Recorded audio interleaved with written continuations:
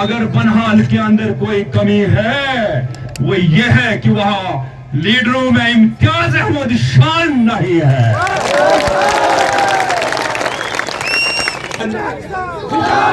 Mister شان صاحب ساتھ میں بیٹھے ہوئے ایک عظیم شخصیت مسٹر انیال صاحب اور ایڈوکیٹ شان صاحب آتے ہی اس سے تعارف ہوا. جی تو بہت پہلے کہتا تھا اس سے ملوں because he is a good writer. اس کی کوئی کتاب پڑھی تھی میں نے, شان صاحب نے دی تھی. ساتھ میں جتنے بھی لوگ یہاں پہ میری بہنیں بیٹھی ہوئی ہیں, نوجوان ساتھیوں, بزرگوں اور ابوال, یہاں ہماری ماں بھی بیٹھی ہوئی ہے شاید جس کی دعاؤں کا اثر ہے اور چاروں طرف انقلاب ہی انقلاب ہے. میرے گول کے نوجوان ساتھیوں, آپ سب کو مبارک ہے. میں جانتا ہوں کہ انقلاب جہاں ہے کہ وفا کا دور نکل گیا. انہیں جب خیال کرم ہوا تب زمانہ رنگ بدل گیا. لیکن اس کے باوجود میں ایک بات کہے نہیں رہوں گا کہ بہت دیر کر دی ہم پہ مہرباں ہوتے ہوتے. میرے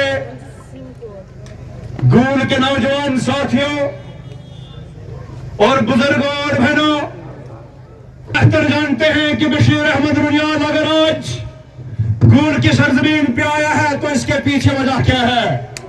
اگر آج شوکاڈین گول کی سرزمین پہ آیا ہے تو اس کے پیچھے کیا وجہ ہو سکتی ہے. جو یہاں کے خوبصورت درخت, جو یہاں کے خوبصورت میدان ہے, اس سے زیادہ خوبصورت میری محمد کے میدان اور درخت بھی ہے. اگر یہاں ٹھنڈا پانی ہے تو میری نیل کی سرزمین کے اندر بھی ٹھنڈا پانی ہے. اگر یہاں یہ لمبے لمبے اونچے اونچے پہاڑ ہیں تو میری پوگل پرستان کی سرزمین میں اس سے لمبے پہاڑ ہے. پھر سوال یہ پیدا ہوتا ہے یہاں آنے کا مقصد کیا ہے. یہاں آنے کا ایک ہی مقصد ہے, وہاں بھی واٹر موجود, اب جیسے خوبصورت چہرے. اگر بنحال کے اندر کوئی کمی ہے وہ یہ ہے کہ وہاں لیڈروں میں امتیاز احمد شان نہیں ہے.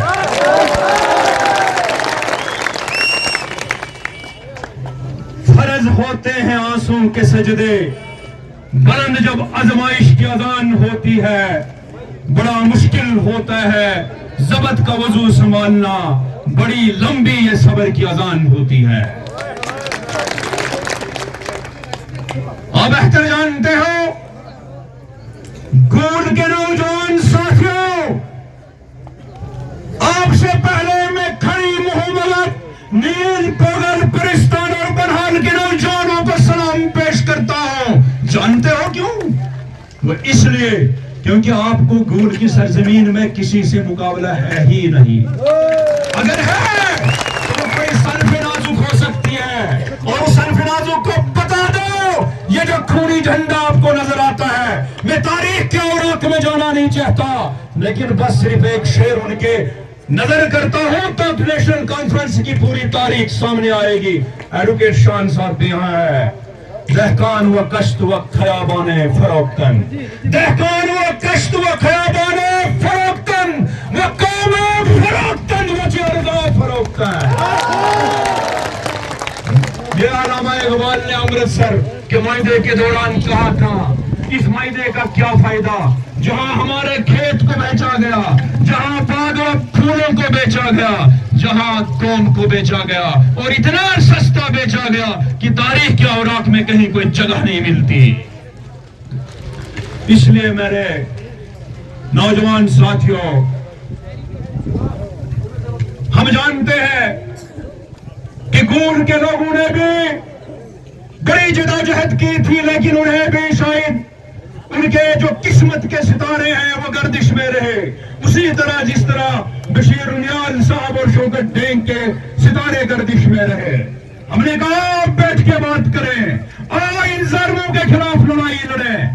ایک فیصلہ طے ہوا, لڑائی کس لیے؟